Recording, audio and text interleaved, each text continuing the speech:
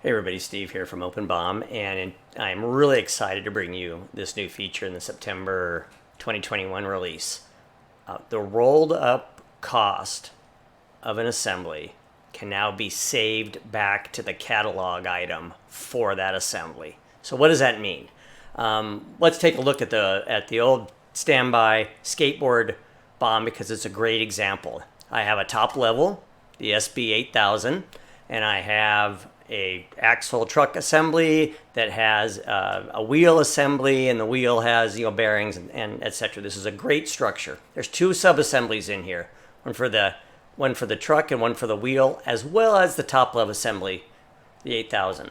So I am going to do a very kind of traditional operation here and add extended cost to my BOM.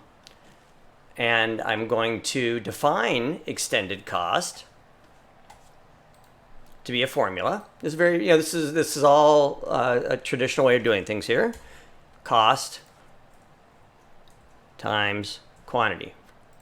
Okay, but this is the existing behavior. I'm going to make this multi-level. There is a new option down here that says save the rolled up value for this property back to the corresponding item in the catalog for all the sub-levels. And before I do that, before we click save, I want to jump over right now and take a look at the catalog, and we can see that I have these sub-assemblies, wheels and trucks, etc., in my catalog, but there aren't any costs there. And up to this point, we didn't write the cost back to the catalog. But so watch what happens now. I'm going to say, yeah, let's go ahead, define that cost quantity roll-up, and save it back to the catalogs. Here we go.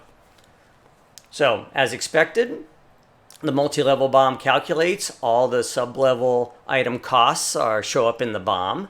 But if we go back and take a look at the catalog now, the calculated values for those sub-assemblies will be in the catalog. So this means you no longer have to go open that sub-assembly to get its calculated value. And for extra credit, in my case, I keep a separate catalog for top level SKUs, and if I put my skateboard in there, I get my top level cost in there. So it's a great way to share and collaborate bill of material costs with others in your organization. I hope you found that useful. I'd love to hear from you at support@openbom.com. Thanks.